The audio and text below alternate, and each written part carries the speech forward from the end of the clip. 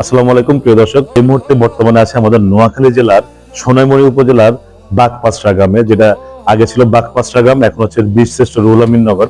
আর আমি আছি সেই বীরশ্রেষ্ঠ, আমাদের বাংলাদেশের 7জন বীরশ্রেষ্ঠের একজন বীরশ্রেষ্ঠ রুহুল আমিনের জাদুঘরের সামনে। তো আমি আজকে আপনাদেরকে দেখাবো এই জাদুঘরের বিস্তারিত এবং ভিতরে কি আছে বা বাইরে কি আছে, আমি বিস্তারিত আপনাদেরকে দেখাবো। আপনারা একটু আমার সাথে আসুন।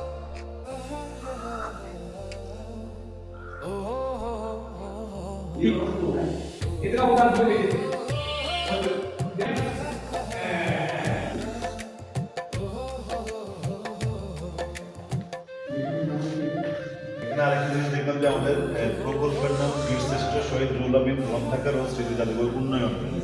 এই প্রকল্পের ব্যয় হচ্ছে আপনার 2 লক্ষ টাকা, বাস্তবায়ন হয়েছে 2013 এবং 2014 সালে, বাস্তবায়নের জেলা পরিষদ। সুন্দর পরিষ্কার পরিচ্ছন্ন একটি স্মৃতি জাদুঘর। যদিও এর আগে কিন্তু আমরা যখন আসলাম তখন এরকম দেখিনি, কিন্তু এখন এখন অত্যন্ত পরিষ্কার পরিচ্ছন্ন এবং আমরা গঠনের স্থানগুলো অত্যন্ত সুন্দরভাবে একদম মানে পরিষ্কার পরিচ্ছন্ন।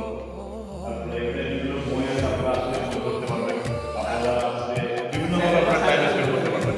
তো সবাইকে আসার অনুরোধ রইল।